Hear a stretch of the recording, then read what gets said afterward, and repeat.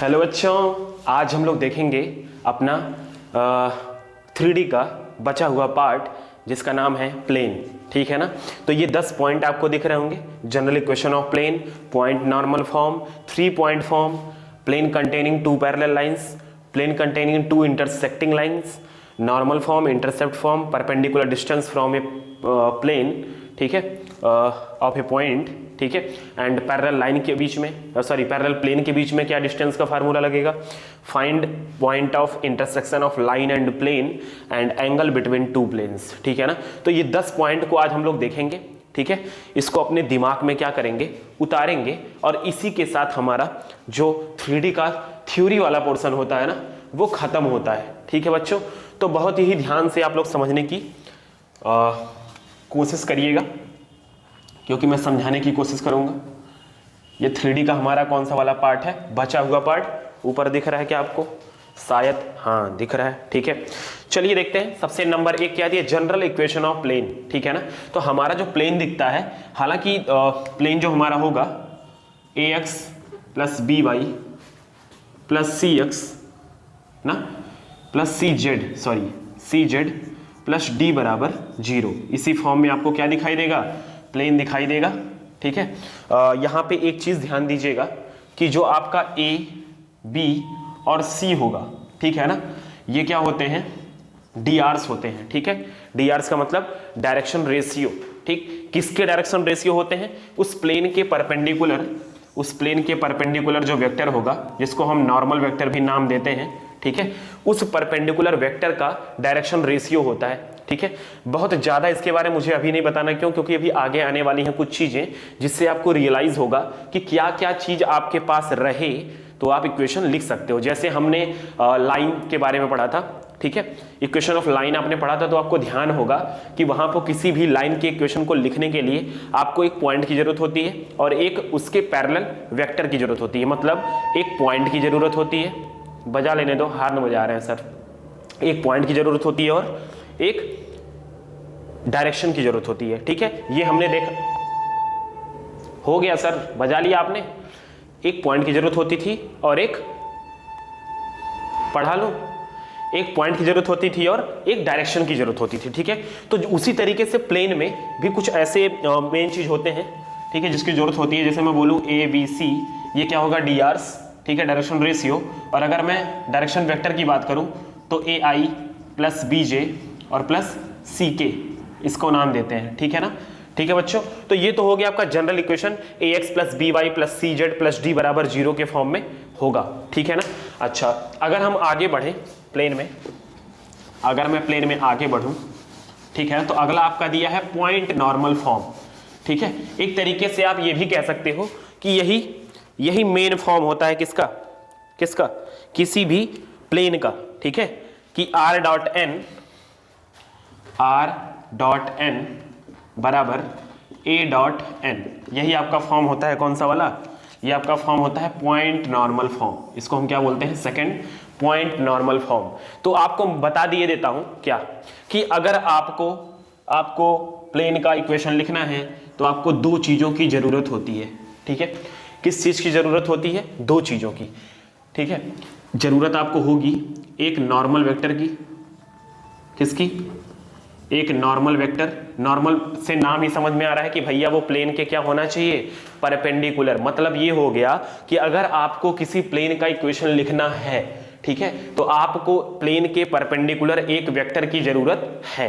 ठीक है, मैं आपको बता रहा हूं दूसरा number point and normal form, but इसी फॉर्म से सभी इक्वेशंस को हम मतलब निकाल सकते हैं। ठीक है, फील कर सकते हैं। ठीक है ना, मतलब आपको यह समझ में आ रहा होगा क्या।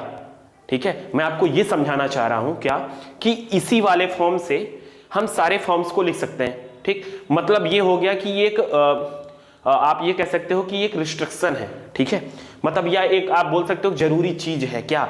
अगर आपको किसी प्लेन का इक्वेशन लिखना है तो अगर आपके पास नॉर्मल का इक्वेशन आ जाए, किसके नॉर्मल, प्लेन के नॉर्मल, मतलब अगर ये प्लेन, मेरा हाथ अगर प्लेन है तो उसके परपेंडिकुलर, ठीक है, एक वेक्टर की जरूरत होती है। ठीक, और एक पॉइंट की जरूरत होती है जिससे प्लेन क्या पूरा होगा, पास हो रहा होगा, ठीक है ना। एक पॉइंट की जरूरत होती है, अगर मैं उसका नाम दे दूं क्या, ए पॉइंट, ठीक है, और उस वेक्टर का नाम दे दूं एन वेक्टर, ठीक है ना। तो दो चीजों की आपको जरूरत होगी, एक क्या, नॉर्मल वेक्टर की जरूरत होगी जो उस प्लेन के परपेंडिकुलर होगा, और एक पॉइंट की जरूरत होगी जो उस प्लेन के ऊपर होगा। अगर मैं ऐसे प्लेन बनाऊं, ठीक, तो अगर मैं कह दूं ये पॉइंट है ए, जिसका पोजीशन वेक्टर क्या है, ए है, ठीक है ना, जिसका पोजीशन वेक्टर ए है, पॉइंट का नाम क्या है, ए, ठीक है। इसके परपेंडिकुलर एक वेक्टर है जिसका नाम है एन वेक्टर, ठीक है, जिसको हम नॉर्मल वेक्टर बोल रहे थे, क्या बोल रहे थे, नॉर्मल वेक्टर कह रहे थे, ठीक है ना। अच्छा, एक चीज और आपको पता है क्या, जैसे मैं आपको लाइन की इक्वेशन बताया था, एक्स एक्सिस का इक्वेशन, वाई एक्सिस का इक्वेशन, जेड एक्सिस का इक्वेशन, ठीक है ना। प्लेन का भी इक्वेशन आपको बताया था मैं, आपको अगर याद होगा तो, एक्स वाई प्लेन की अगर मैं बात किया था, एक्स वाई प्लेन की, तो जेड बराबर 0 होता है। अगर मैं वाई जेड प्लेन की बात करूं तो एक्स बराबर 0 होता है, और अगर मैं किसकी, एक्स जेड प्लेन की बात करूं तो वाई बराबर 0 होगा। समझ में आ रहा है कि नहीं। तो यहां पे प्लेन की भी, प्लेन का इक्वेशन आप लोग याद रखिएगा। अगर मैं ऐसा प्लेन की बात करूं, एक प्लेन ये हो गया, एक प्लेन ये हो गया, और एक प्लेन इस तरीके से, ठीक है ना। अगर 3D में समझने की कोशिश किया जाए, अगर मैं आपको 3D में समझाना चाहूं, ठीक है, तो आप मेरे कमरे की सारी चीजों को देख सकते हैं। देखो, अगर मैं इस तरीके से बना दूं, ठीक है ना, इस तरीके से, ठीक, तो एक प्लेन ये हो गया, एक प्लेन ये दिख रहा है, और एक प्लेन ये दिख रहा है। मतलब आप अपने कमरे में देखो जरा, अगर आप अपने कमरे में देखोगे ना, तो आपको कमरे में कोना दिखाई देगा, आप ओरिजिन मान लेना, ठीक है। तो वहां पे आपको 3 प्लेन दिख रहे होंगे, इन तीनों लाइन से होके जाते हुए, ठीक है, जिसको हम x y plane, y z plane और जेड एक्स प्लेन की बात कर रहे हैं। तो जो प्लेन होगा उसके अलावा जो क्वाड्रेंट होगा वो बराबर क्या होगा, उसके ऊपर 0। जैसे एक्स वाई प्लेन की अगर मैं बात कर रहा हूं तो उसके ऊपर जेड बराबर क्या होगा, 0। तो जेड बराबर अगर ऑलवेज 0 है तो हम उसका इक्वेशन उसको बोल सकते हैं, ठीक है बच्चा। तो ये तो वहां की बात थी। बाकी मैं आपसे कह रहा था कि अगर किसी भी प्लेन का इक्वेशन आपको निकालना है, किसमें, 3D में, तो आपको दो चीजों की आवश्यकता होगी, किसकी, नॉर्मल वेक्टर की और पॉइंट की, ठीक है। अगर मैं आपसे कह रहा हूं क्या, अगर मैं आपसे कह रहा हूं कि कोई चीज, जैसे मान लो मैं बोलूं x1 y1 और z1 से पास हो रहा है, ठीक है। अगर मैं कहूं कोई प्लेन जो है वो x1 y1 और z1 से पास हो रहा है, तो आप कहोगे सर अगर मैं इसके हिसाब से a वेक्टर की बात करूं तो x1 i cap plus y1 j cap plus z1 k cap होगा, इसमें कोई दो राय नहीं है। अगर मैं n कैप की बात करूं तो आपको मैं अभी बताया था कि n कैप मैं ai plus B J plus C के फॉर्म में लिखता हूं, सी जे के फॉर्म में, सी के, ठीक है ना। और अगर मैं आर वेक्टर की बात करूं तो मैं आपसे 3D शुरुआत में ही बोला था कि आर को हमेशा एक्स आई प्लस वाई जे प्लस जेड के फॉर्म में बोलते हैं, ठीक है ना बच्चा। तो अगर मैं इसको, अगर इस फॉर्म को, इसमें सारे ये कार्टेशियन वाले वैल्यू को पुट कर दूं, ठीक है ना, तो उसका एक कार्टेशियन फॉर्म आता है किसका, प्लेन का। जैसे अभी थोड़ी देर पहले आप देखे थे ax plus B Y plus C Z plus D बराबर 0। तो इस फॉर्म में भी आपसे पूछ सकता है, ठीक। और वेक्टर फॉर्म में क्या होता है, r डॉट n बराबर a डॉट n, जहां पे आपको a की वैल्यू भी पता होगी, n वेक्टर भी पता होगा, बस r के फॉर्म में आपको आंसर मिलेगा, ठीक है ना। क्यों, क्योंकि x i y j और z के, मतलब x y z को तो आपको वेरिएबल रखना ही होगा, तभी इक्वेशन आएगा, वरना इक्वेशन नहीं आएगा अगर सब कांस्टेंट आ जाए तो, ठीक है। अगर आपके दिमाग में ये चल रहा हो कि सर इनका डॉट प्रोडक्ट करने पे कांस्टेंट, इसका भी डॉट प्रोडक्ट करने पर एक कांस्टेंट ही आएगा, तो कांस्टेंट बराबर कांस्टेंट लिखने का मतलब ये इक्वेशन कहां से हो गया सर। तो बच्चा लोग इक्वेशन इस तरह हो गया कि r की वैल्यू हम x i y j और z के लिखेंगे, वहां पे हमको x y z पुट नहीं करना, ठीक है ना। तो हमारा जो इक्वेशन आएगा, अगर वेक्टर फॉर्म में लिखना है तो सीधा सीधा ऐसे ही लिख देना है। अगर आप वो कार्टेशियन फॉर्म में बोला है तो आप वैल्यू पुट कर दोगे। समझ में आया, मतलब क्या, प्लेन का इक्वेशन लिखने के लिए क्या क्या याद करना है आपको, दो चीजें याद रखनी है सर, पॉइंट से, किस पॉइंट से पास हो रहा है उसके बारे में पता रहे, और उसके परपेंडिकुलर एक वेक्टर पता रहे। समझ में आ गया, ठीक है। तो यही मैं आपको रियलाइज कराऊंगा, मैं कोई फार्मूला आपको याद नहीं करवाने वाला, मैं एक फार्मूला बस याद कराऊंगा, r डॉट n बराबर a डॉट n। चलिए अगला देखिएगा जरा, अगला कौन सा फॉर्म है, तीसरा, कह रहा है 3 पॉइंट फॉर्म। अब देखो आपको मैं यहीं से इमेजिन करवाता हूं, अगर मैं 3 पॉइंट फॉर्म की बात करूं तो जरा ध्यान से देखिएगा।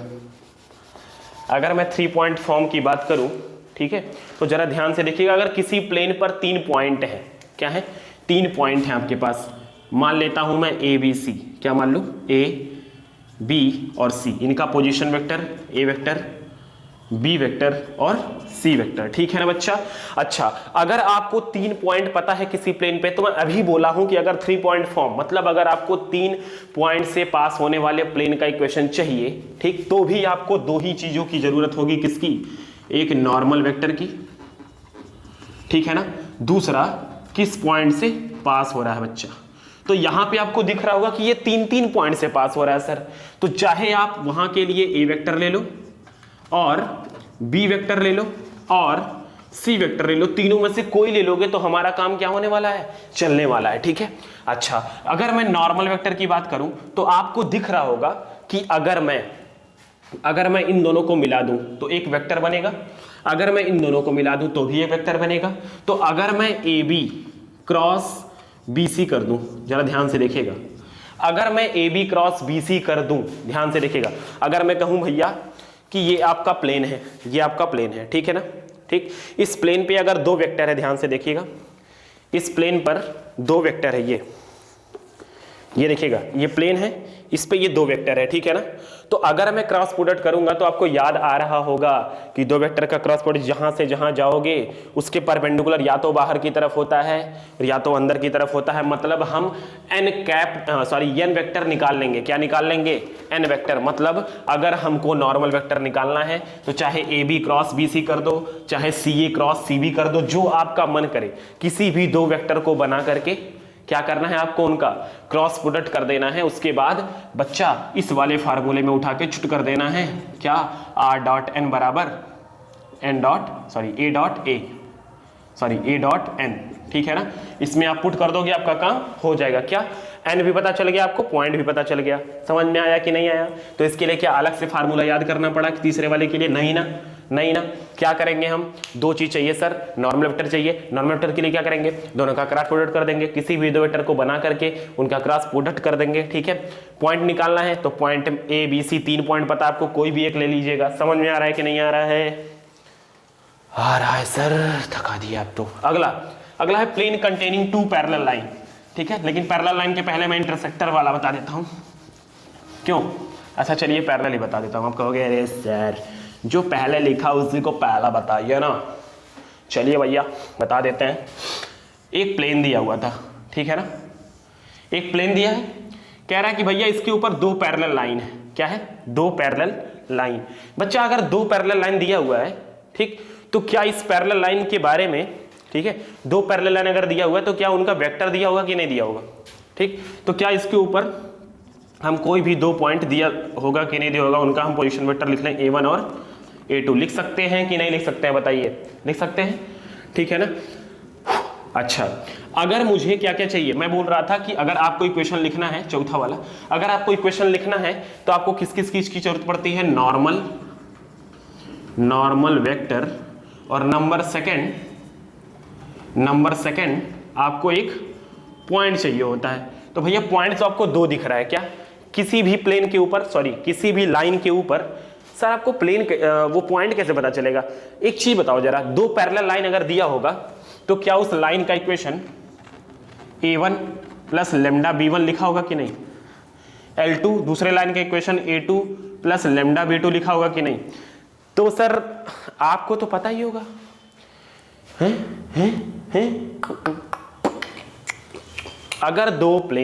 अगर 2 लाइन पैरेलल है तो सर ये वाला दोनों एक ही होगा कि नहीं होगा बच्चा, होगा ना, क्योंकि यही डायरेक्शन बताता था लाइन का। अगर आपको याद आ रहा हो तो लाइन वाले मैंने पढ़ा था कि ये क्या होता है, जिससे वो लाइन पास हो रहा होता है, और ये जो होता है वो उसके डायरेक्शन को बताता है या उसके पैरेलल होता है। समझ में आया, ठीक। तो अगर ये दोनों लाइन पैरेलल है तो उनका बी वाला वेक्टर क्या होगा, सेम होगा कि नहीं होगा। अच्छा, तो A1 और A2 में से आप कोई भी पॉइंट क्या कर सकते हो, यहाँ पे ले सकते हो। मतलब हमारे पास भैया 2 पॉइंट है, हम A1 और A2 में से कुछ भी ले सकते हैं, ठीक है ना। अच्छा, अगर आपको क्या चाहिए, नॉर्मल वेक्टर, हाँ इसमें बहादुरी है सर। एक काम करते हैं, अगर मैं कहूं इसका डायरेक्शन वेक्टर वो बी होगा कि नहीं होगा कि नहीं होगा, बताओ। क्या बी वेक्टर डायरेक्शन वेक्टर इस तरफ होगा कि नहीं होगा, होगा कि नहीं होगा बच्चों, होगा ना। अगर मैं A2 और A1 को मिला दूं तो क्या एक ही वेक्टर बनेगा? अगर मैं A1 और A2 को मिला दूं तो क्या एक वेक्टर बनेगा? बनेगा। तो अगर मैं A1 और A2 से एक वेक्टर बनाकर उसका B के साथ क्रॉस प्रोडक्ट करता हूं तो जो वेक्टर आएगा वो उन प्लेन के पैरेलल होगा कि नहीं होगा? ध्यान से देखिएगा। अगर मैं A2 माइनस A1 करूंगा, ठीक है, पोजीशन वेक्टर का माइनस करूंगा तो क्या एक वेक्टर आने वाला है? आने वाला है। अगर उसका क्रॉस प्रोडक्ट मैं बी वाले वेक्टर के साथ कर दूं तो क्या इसका और इसका क्रॉस होगा? क्रॉस, ठीक है। इनका क्रॉस ऐसे करो चाहे इनका क्रॉस ऐसे करो, क्या इस परपेंडिकुलर वेक्टर एक आने वाला है कि नहीं आने वाला है? बच्चा देखना, अगर मैं A2 A1 का क्रॉस B के साथ करूंगा तो क्या परपेंडिकुलर एक वेक्टर आने वाला है कि नहीं आने वाला है? आने वाला है कि नहीं? आने वाला है सर, ठीक है। इसका मतलब हमको नॉर्मल भी पता चल गया और हमको पॉइंट भी पता चल गया। बहुत आसानी से हम क्या कर लेंगे, अपने पुराने वाले फॉर्म में ही वैल्यू को रख के अपना इक्वेशन सेटिस्फाई करवा लेंगे, ठीक है बच्चों। अच्छा जी, अगला देखते हैं सर। ये तो हो गया आपका क्या कि जब क्या हो दो लाइन पैरेलल किसके ऊपर दिया हो? किसी प्लेन के ऊपर। अच्छा जरा देखिएगा, किसी प्लेन के ऊपर अगर दो इंटरसेक्ट लाइन दिया हो, इंटरसेक्टिंग लाइन, कैसा? दो इंटरसेक्टिंग लाइन, ऐसे दो लाइन एक दूसरे को क्या कर रही हैं? कट कर रही हैं बच्चा। तो यहां पे बस अंतर क्या हो जाएगा? ये B1 और B2 हो जाएगा, ठीक है। क्यों होगा कि नहीं होगा बताओ? ये B1 और B2 हो जाएगा कि नहीं हो जाएगा? बताइए जरा। ये इसलिए हो जाएगा क्योंकि डायरेक्शन तो अलग अलग हो गया। ये B1 हो गया और ये B2 हो गया बच्चा। हो गया कि नहीं हो गया? अच्छा, दो पॉइंट भैया इससे A1 से पास हो रहा होगा, ये A2 से पास हो रहा होगा। तो फिर वही बात कि अगर मुझे नॉर्मल वेक्टर चाहिए तो ये बताइए जरा, अगर मैं B1 और B2 वाले डायरेक्शन का क्रॉस प्रोडक्ट कर दूं, B1 क्रॉस B2 कर दूं, तो क्या इससे हमारा नॉर्मल वेक्टर आ जाएगा कि नहीं आ जाएगा? देखो जरा भैया, ये B2 इधर B1 इधर, ठीक है। अरे किसी तरफ मान लो, हमसे क्या लेना देना। B1 क्रॉस B2 करोगे तो क्या परपेंडिकुलर वेक्टर आने वाला है कि नहीं आने वाला है? आने वाला है कि नहीं? अच्छा, और अगर मैं पॉइंट की बात करूं तो पॉइंट में आपको क्या दिख रहा है? A1 और A2 दोनों दिख रहा है। तो आप A1 ले लो या A2 ले लो। समझ में आया? समझ में आया कि नहीं? आप देख पा रहे हो क्या कि केवल नॉर्मल पता कर ले और एक पॉइंट पता कर ले प्लेन के ऊपर तो आपका प्लेन का इक्वेशन आ ही जाना है, ठीक है ना। आ जाना है कि नहीं आ जाना है? समझ में आ रहा है कि नहीं आ रहा है? क्या मैं फंडा क्लियर कर बनाना चाह रहा हूं आपको। आप अलग अलग फार्मूला याद करके परेशान मत हो, ठीक है। अगर आपको चीजें समझ में हो गई नहीं, आ गई, ठीक है, ठीक है, तो क्लियर हो जाएगा पूरा। समझ में आया? अच्छा जी, अगला कह रहा है नॉर्मल फॉर्म, ठीक है भैया, इसको तो याद ही कर लेना, ठीक। नॉर्मल फॉर्म कैसा होता है? जैसा आपने लाइन में पढ़ा था कि नॉर्मल फॉर्म में परपेंडिकुलर डिस्टेंस दिया होता है, कहाँ से? ओरिजिन से। तो भैया इसका जो इक्वेशन होता है वो होता है R डॉट n कैप बराबर D, ठीक है ना। ये क्या होता है? R डॉट, छठवां है ये आपका, R डॉट n बराबर क्या होता है? D होता है, ठीक है ना। तो यहां पे बस आपको ये देखना है n क्या होता है।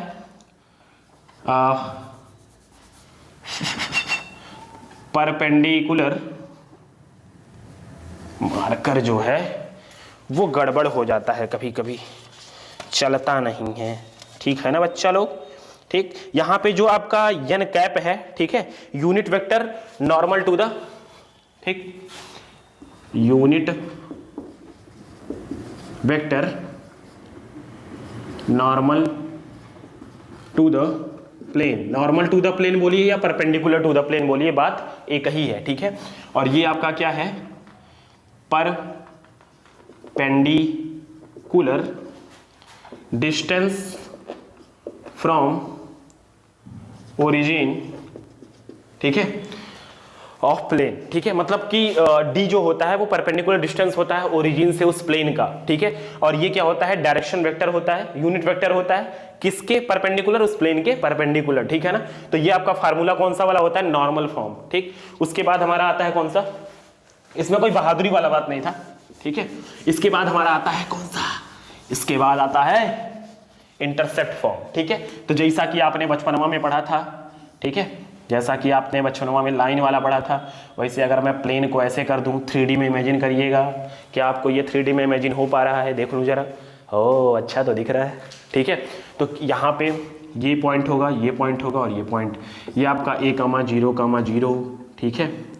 अगर मैं इस पे a मान लूँ तो ये हो जाएगा 0, b, 0। अगर इस पे y पे भी मान लूँ तो ये हो जाएगा 0, 0, c।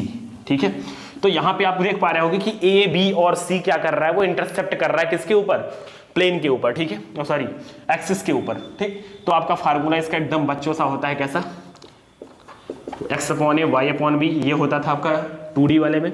इसमें आ जाएगा z अपॉन सी बराबर 1, कोई भी अंतर नहीं होता है। बहुत आसानी से आप क्या कर सकते हो, इसको फाइंड आउट कर सकते हो। ठीक है, अच्छा अगला है आपका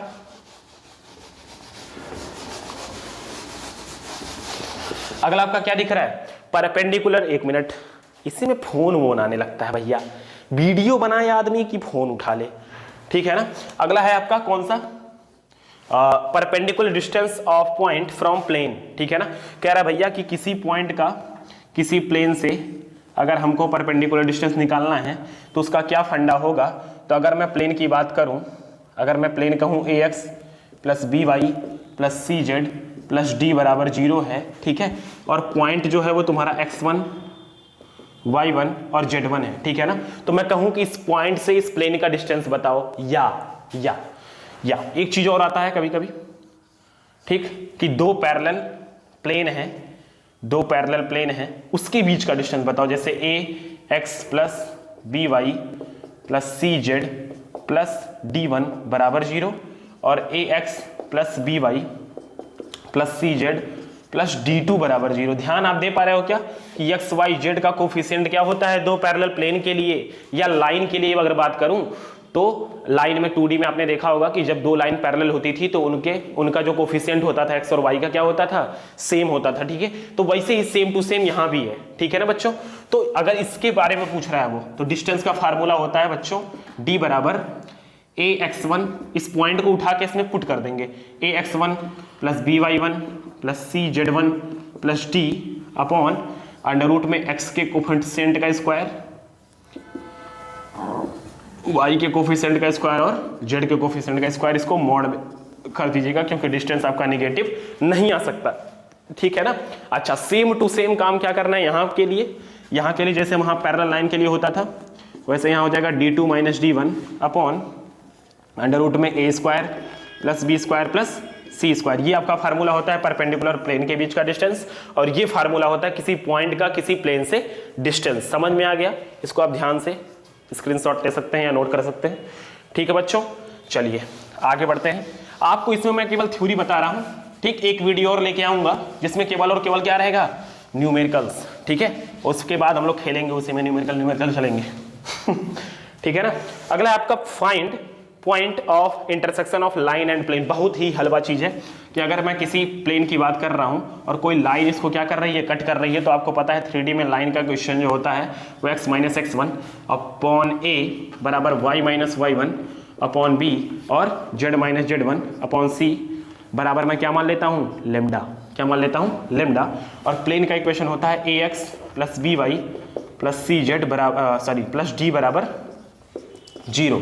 ठीक है, तो ये आपका ऊपर वाला इक्वेशन दिया होगा, नीचे आपका किसका पता होगा, प्लेन का इक्वेशन पता होगा बच्चों। ठीक है ना, सॉरी लाइन का इक्वेशन पता होगा, प्लेन का इक्वेशन पता होगा। दोनों का क्या निकालना है, इंटरसेप्शन वाला, इंटरसेक्शन कोऑर्डिनेट, मतलब इंटरसेक्शन जहां पे हो रहा है उसका पॉइंट निकालना है। तो अगर मैं यहाँ पे एक वेरिएबल पॉइंट मान लूँ, कैसे मान सकता हूँ, इस लाइन के ऊपर एक वेरिएबल पॉइंट अगर मानना है तो आपको याद आ रहा होगा कि मैं ऐसे मानता था, क्या, a lambda plus x1 y बराबर b लेमडा प्लस y1 और z बराबर c लेमडा प्लस z1। अगर आपको पता हो तो x1 भी क्वेश्चन में दिया होगा, ठीक, y1 भी क्वेश्चन में दिया होगा और z1 भी क्वेश्चन में दिया होगा। तीनों क्वेश्चन में क्या किए होंगे, गिवन होंगे। a भी पता होगा, b भी पता होगा, c भी पता होगा, लेमडा केवल निकालना होगा। तो अगर मैं ये कह रहा हूं कि ये जो पॉइंट है, ठीक है, ये जो x y z आया है, ठीक, वो इस पॉइंट का क्या है, क्वाड्रेंट है। तो आप ये देख पा रहे हो क्या कि अगर ये इसका क्वाड्रेंट है, ठीक, तो ये पॉइंट जो होगा इस प्लेन के इक्वेशन को सेटिस्फाई करेगा। ठीक है ना, तो इसको उठा के हम प्लेन में रख देंगे। ठीक, तो यहां पे आप देखोगे क्या कि एक ही वेरिएबल होगा लेमडा। ठीक है ना, लेमडा की वैल्यू आ जाएगी, आप इसमें लेमडा पुट करोगे क्योंकि वही यहां पे नहीं पता था। ठीक, लेमडा की वैल्यू पुट करोगे तुरंत आपका क्या आ जाएगा, आंसर आ जाएगा। समझ में आया कि नहीं आया समझ में? तो यहां से आपका क्या आ जाएगा, पॉइंट ऑफ इंटरसेक्शन। ठीक है बच्चों, अब आज का लास्ट टॉपिक क्या है, ठीक, जिसको मुझे बताना भी नहीं चाहिए था क्योंकि इसमें बहुत बड़ी चीज नहीं कोई दे दी है। क्या दिया है? Angle between two plane. भैया एक चीज बताओ जरा, अगर मुझे दो प्लेन के बीच में एंगल निकालना है, ठीक, तो आपको याद आ रहा होगा कि किसी भी प्लेन के इक्वेशन को लिखने के लिए दो चीजें जरूरी होती हैं, नॉर्मल और पॉइंट, ठीक।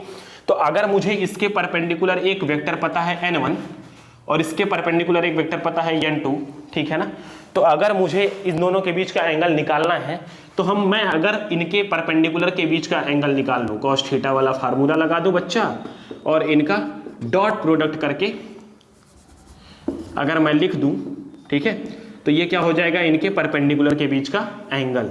और अगर इनके परपेंडिकुलर के बीच का एंगल पता चल गया तो उस प्लेन के बीच का एंगल भी पता चल जाएगा। समझ में आया कि नहीं आया? तो ये आपका क्या हो गया? ये आपका लास्ट टॉपिक हो गया आज का, ठीक है ना बच्चों। तो आज आपका केवल इतना ही, ठीक। अगले वीडियो में हम कुछ इसके क्वेश्चंस के साथ आएंगे, उसके बाद एक चैप्टर और मैं इसमें वीडियो में आपका कवर करूंगा। कौन सा? बहुत important chapter examination point of view से, जिसका नाम है एप्लीकेशन ऑफ इंटीग्रल, ठीक है बच्चों। तो चलिए मिलते हैं बाद में, ठीक है बच्चों। थैंक यू, बहुत बहुत धन्यवाद आपका।